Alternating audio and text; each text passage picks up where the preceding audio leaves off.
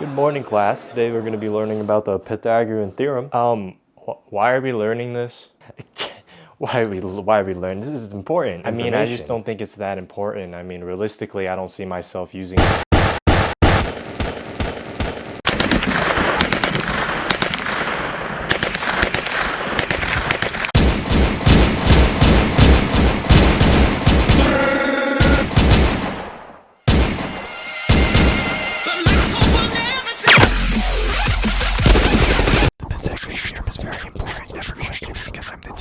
I feel like the majority of things that people learn in school is completely useless in their day-to-day lives. Like I remember in middle school we had this whole science unit on meteorology, and we learned how meteorologists do their job. As we look at the overall weather pattern, we've got a battle royale between different air masses. It's going to be hard to find some loot around here, though. Why would I need to know that? There's an imposter among us. And don't even get me started on math. Like, I know people should learn math, but why do I need to know calculus? Just because some mega virgin nerd in the 1600s decided to make the sequel to algebra, now all of a sudden every student in the entire world has to learn it in high school? When am I ever gonna need calculus? If only the apple that fell on his head was made out of pure tungsten and killed him on impact, then we wouldn't have to learn about fucking stupid ass calculus. But my favorite part of like the school curriculum is when you ask the teacher why you would need to know this, because you're never gonna use this in your real world life.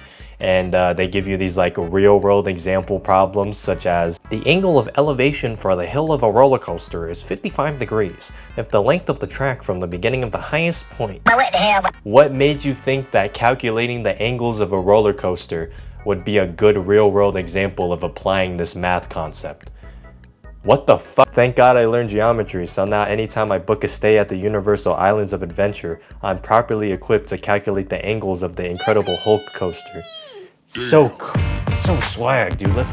I especially love the questions where they ask you how many yards of fencing you would need to fence your own backyard, as if my generation will ever be able to afford their own houses. Boy, it must have been real nice living back in the Stone Age year of 1960, where a British peasant could buy a mansion overlooking the ocean for 1 shilling. So I know what you're thinking. What are some things that you wish they would add to the school curriculum? And I'm so glad you asked, because I got some ideas for you. Now, first of all, this is gonna be the most obvious one, but how to get bitches. I mean, like, let's be honest. Like, you think it's stupid. You think my idea is stupid. Just think about it for a second. We learn about sex ed in school. What good is this sex ed knowledge gonna be to me if I never have sex? Shouldn't we also learn how to attract the opposite gender? I mean, just look at Japan. Their population is declining. I mean, just look at Japan. Their population is declining, is declining. Now imagine if they got a crash course in Risonomics. Now then, their population would skyrocket, and you can thank me for that. To clarify, I'm not advocating for them to teach pickup artist lessons, because that shit is cringe. So, you seem kind of like a bit wacky. Would you rather, do you have OCD or would you rather have like ADD? It seems like you may have possibly both of them. Oh, brother. No, I don't have either one. Well, which one would you choose? I wouldn't. I mean, you wouldn't choose one. Well, why would This I is have a scenario in which I'm asking. Man, this shit is stinky, bro. This shit is I just don't ass want it. cheeks, bro. Well, are you scared of having Brother, I one? think Is she's that, like- scared of you. You look like you're really good at No, it's just a It's a Smash hypothetical Bros. situation. I mean, is Right. that really that hard? The only hypothetical situation is one you would rather you have. losing your virginity. Isaac Newhead ass boy. You know, I'm just talking about like general stuff that's good to have in a relationship, you know, qualities that opposite genders would find attractive. It'd also be a good way to teach people how to not be creepy.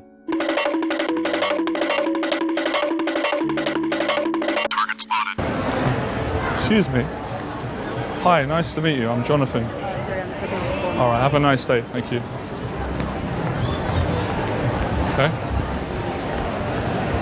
And I'll tell you what I've learned today, actually. It's probably not a good idea to pace around like a lunatic and stop people while they're trying to walk. A lot of women feel unsafe out in public when they're alone, so perhaps running up to them and saying, "Hi, my name is Jonathan," is not the best way to approach women. I think you'll have much better success if you talk to women in a place that you frequent a lot, like a classroom, because they've seen you before. Or maybe you should start being more social and confident in general, that way you can make more friends. Your friends will naturally introduce you to more people, thus finding a partner with similar interests would be easier. And if you're wondering how to start developing confidence and social skills, it's not going to be an easy process. But the best general advice I could give to you is envision the person you want to become and start working towards that. Do things that make you feel good about yourself. Wow, Jonathan, that was very wise and insightful information. Maybe you should become a teacher for this new subject in school. Another thing I think especially young children should learn is financial literacy, because kids are fucking stupid. They don't seem to understand the value of a dollar. They seem to think that their parents just fucking shit money or something. Like, shouldn't we be teaching these dumb little kids how much money is actually worth so they don't grow up to have poor spending habits? I guess a lot of the blame could be put on social media nowadays. I mean, somehow every single influencer has $10,000 to give to a stranger. Thank you guys so much. I don't know how to accept this, man. We have one more surprise for you too. That's the other present there. Where? Your brand new minivan. Kidding me right now, man. Really, Nick? It's like at this point 10 grand to a child is the equivalent of 50 cents. Poor little Timmy thinks that he can make 10 grand in 1 week when he can't even spell the word red. Spell red. Red? L-S-T-E-R. It's all because he watches too much Mr. Beast. Now he's trying to sell shitty Lunchable ripoffs to little children? What the hell? Ah, hell no, bro. They got Prime in it? Oh my god, bro. Imagine being a parent and your dumbass little child's trying to make you buy Lunchly for them because they're stupid. I make you a delicious homemade lunch and you want me to fucking buy you stupid ass Lunchly just because Mr. Beast said it was good? You little shit. I'm not buying this overpriced processed garbage. And don't even get me started on taxes, man. Like, if only school taught useful information. Good thing I know the mitochondria powerhouse. Another thing I believe should be taught in schools is cooking, because I have no idea how to cook, and you know, that sure would be a nice skill to have as an adult. Too bad they don't prepare us for adulthood in schools. You literally go through school and, you know, they always talk about being active and, being healthy and you know, eating healthy, but yet when it comes to how to prepare said healthy meals, fuck you. Instead, they condition children to eat slop every day with their shitty cafeteria food. Imagine how nice school would be if you could, you know, cook your own lunch. I mean, that would be cool. You know, it would teach people how to be self-sufficient, and it would teach them how to make healthy meals and inspire creativity. But you know what? Fuck you. Have you guys ever played Cooking Mama? Shit's fire. I love you, Cooking Mama. Another thing I wish schools would do is embrace creativity, because it just seems like everything's standardized and they want you a certain way so they can mold you into a perfect corporate 9-to-5 slave rat.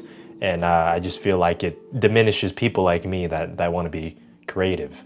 And I just get shit on the entire time I was in school because I wanted to do things a different way. And sure, we have music, theater, and art classes, but like, even then, those classes don't even let you express yourself freely. Everything in school is always about a grade, an arbitrary, stupid-ass grade, which doesn't apply to the arts, because everything artistic is subjective. So I really don't understand why they even bother having that shit. Oh boy, I can't wait to take this art class and draw whatever I want.